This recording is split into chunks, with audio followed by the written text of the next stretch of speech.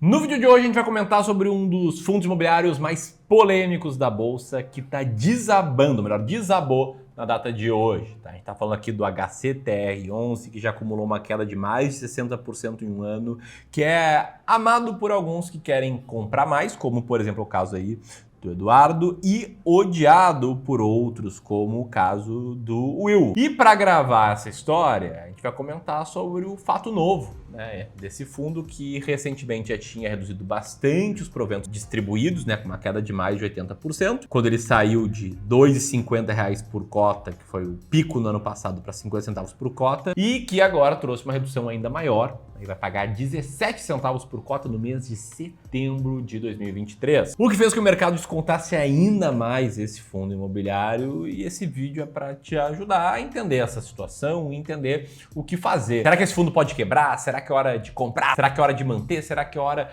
de vender? Enfim, a gente vai trazer aqui uma série de informações para que você tome a melhor decisão para a sua vida. Mas antes de qualquer coisa, comenta aqui. Hoje você é cotista do HCTR? Se sim, qual o percentual que esse fundo tem na sua carteira de investimentos?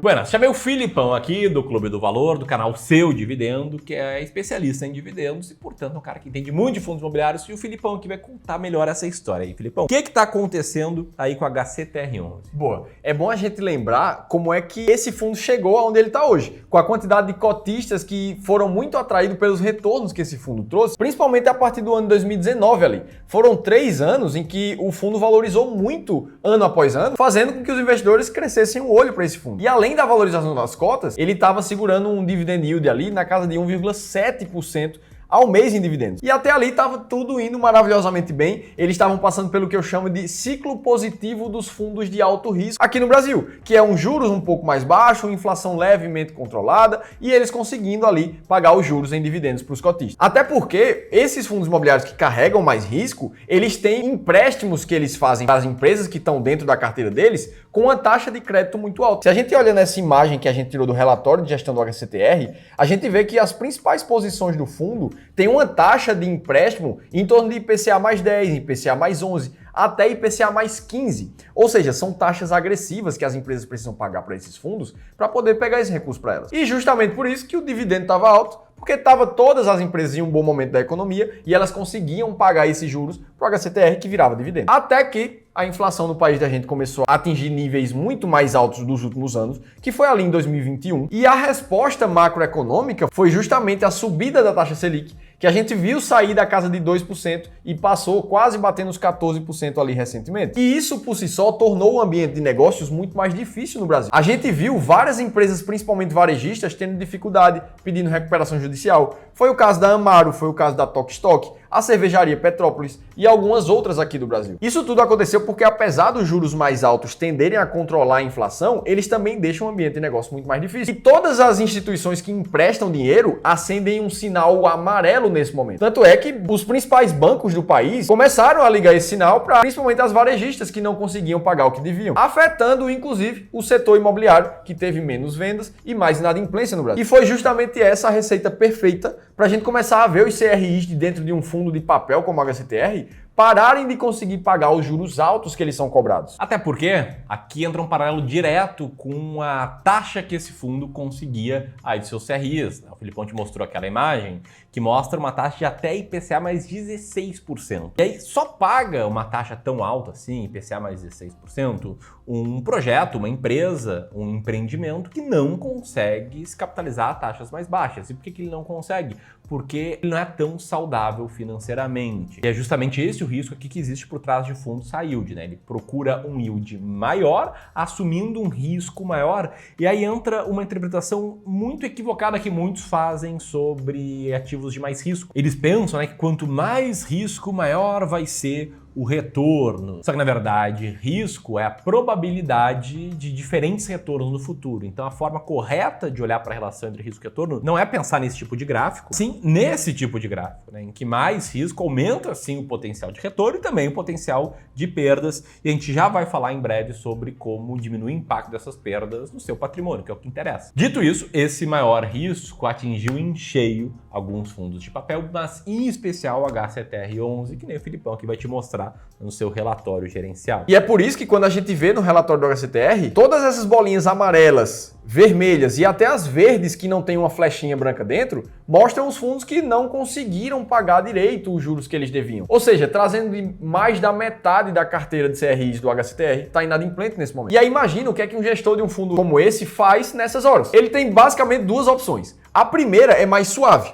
Ele tenta dar mais fôlego para que as empresas consigam pagar o que elas devem, dando mais prazo de carência para o pagamento, reduzindo os juros momentaneamente em troca de um juros mais altos no futuro. Isso é o que a gente chama de waiver. E é isso que o HCTR tem feito com a maioria das empresas da carteira dele, dando um tempo para elas se recuperarem financeiramente e voltarem a pagarem o que devem. Já a segunda opção que os fundos imobiliários têm é mais drástica. Eles podem começar a liquidar as garantias para cada um desses empréstimos que foram feitos pelos CRIs, como o caso do GPK que está aí na tela para vocês, mostrando as garantias que são entre fianças dos sócios das empresas e até os recebíveis da própria empresa que virariam fluxo para o HCTR. E aí todas essas inadimplências acabaram destruindo muito o dividendo pago pelo fundo imobiliário, como a gente mostrou, ele saiu lá de R$ 2,50 por cota para 17 centavos por cota agora, e essa última redução já era até esperada. Nessa imagem que está na tela para vocês, na primeira marcação em vermelho, vocês veem quanto o fundo gerou de caixa nas suas operações. E o que a gente percebe é que desde maio desse ano, de 2023, o fundo está gerando um caixa menor do que o dividendo que ele vinha pagando. Então ali em maio, por exemplo, ele gerou um caixa de 34 centavos, mas pagou um dividendo de 50. Em julho foi a mesma coisa, até pior. Ele gerou 28 centavos de caixa, mas pagou 50 centavos em dividendos. Ou seja, esse pagamento era insustentável. E o que acontece nesse momento é que o fundo voltou a distribuir somente algo muito próximo ao que ele está gerando de caixa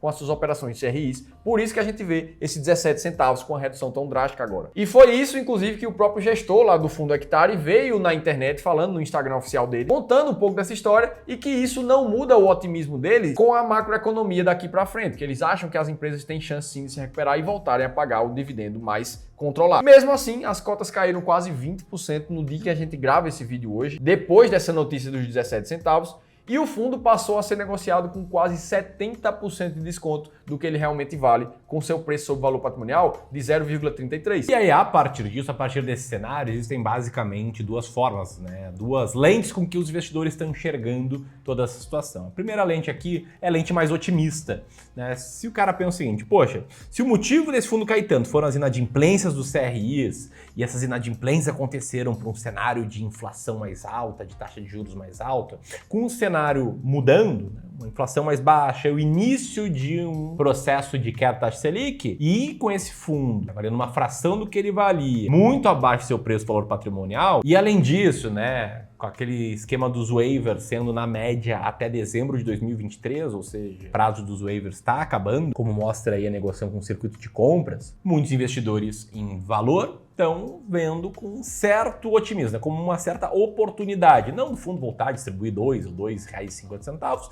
mas sim ser uma oportunidade de tu comprar algo por menos do que ele vale. Isso é o que todo investidor procura, né? Comprar ativos por menos do que esses ativos valem. Mas também tem interpretação pessimista, né? Tem como você olhar isso pelo outro lado da moeda. E nessa linha mais pessimista tem muito investidor dizendo que a gestão não dá transparência suficiente para a operação do fundo, ou mesmo que a gestão vinha pagando um dividendo acima do que a geração de caixa, e isso perdeu um pouco de credibilidade pelo fundo no mercado. Aí, diante dessas duas narrativas, o que fazer agora? A pergunta nem é, né, se é o momento de comprar ou não, caso você não tenha, e sim é sobre o quanto comprar da sua carteira. E se você já tem, a pergunta não é sobre vender ou não, e sim sobre quanto de exposição na sua carteira manter, né, nesse ativo. Eu posso falar com muita propriedade aqui o que a gente faz. Cada carteira aqui dos nossos clientes de Wealth, a primeira coisa que a gente faz é desenhar uma alocação de ativos alvo. Como exemplo aqui, uma alocação bastante arrojada para investidores que têm grande tolerância ao risco, que aguentam bastante períodos de crise, tanto na economia como um todo,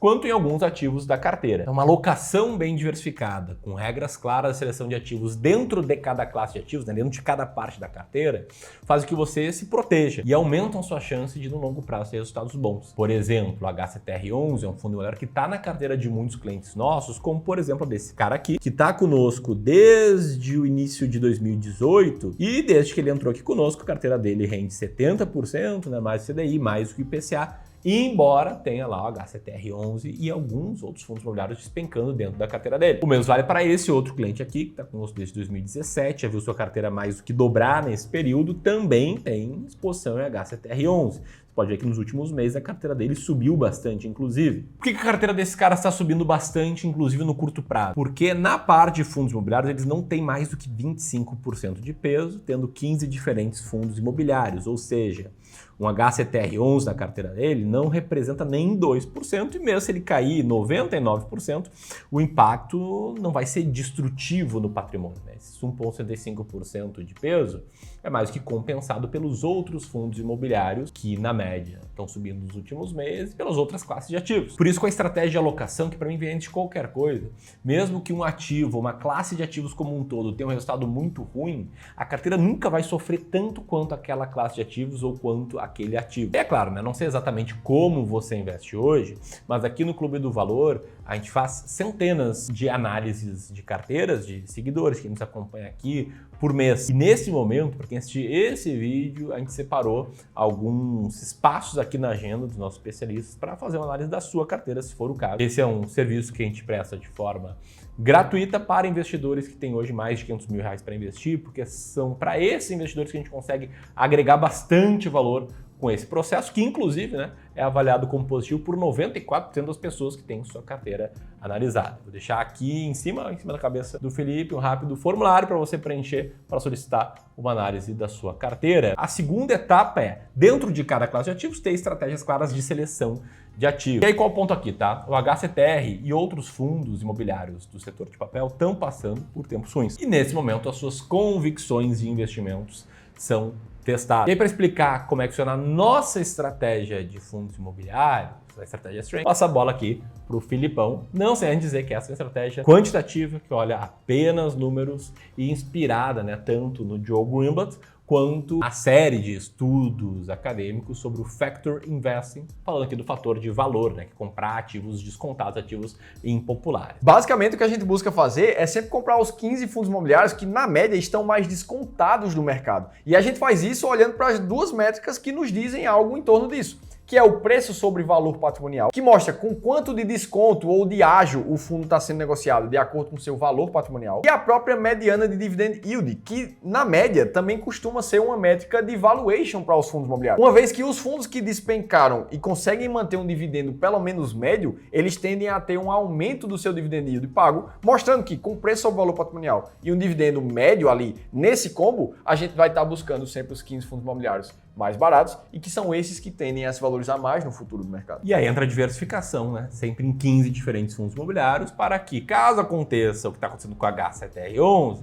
tenha outros fundos que compensem, pelo menos parcialmente, essas quedas, como o caso do fundo de código RBRF11, que já subiu mais de 35% nesse ano, né? Foi um dos fundos que a gente citou aqui, inclusive, no mês de janeiro. Ou como o caso também do MGFF11, que já tem uma alta aí de cerca de 25% nesse ano, que eram fundos que passavam na estratégia S-Strength, os critérios quantitativos e de Factor Investing, que, aliás, está melhor explicada em um PDF, um e-book. Vou deixar o link ali em cima da cabeça do Felipe, que explica o racional dessa estratégia, processo de filtro, etc. E ainda revela 7 fundos que passam nesses critérios, sempre aqui com um disclaimer de que isso não é uma recomendação e que isso deve ser feito no contexto de uma carteira bem diversificada, até para você evitar que um caso como a HCTR11 ou o DEVA11 destruam sua carteira. Um ativo assim que despenca, ele não pode deixar uma ferida aí que não cicatriza na tua carteira. Isso aí seria especular e não investir. E aí na nossa estratégia para ver o rebalanceamento anual, atualmente o HCTR11 ele é um dos fundos que está ali, né, entre os 15 mais descontados da S-Range, justamente por conta de tudo que está acontecendo com ele nesse momento. E no limite, tá? Não existe resposta certa nem errada. Toma muito, mas muito cuidado quando tu ouvir alguém falando,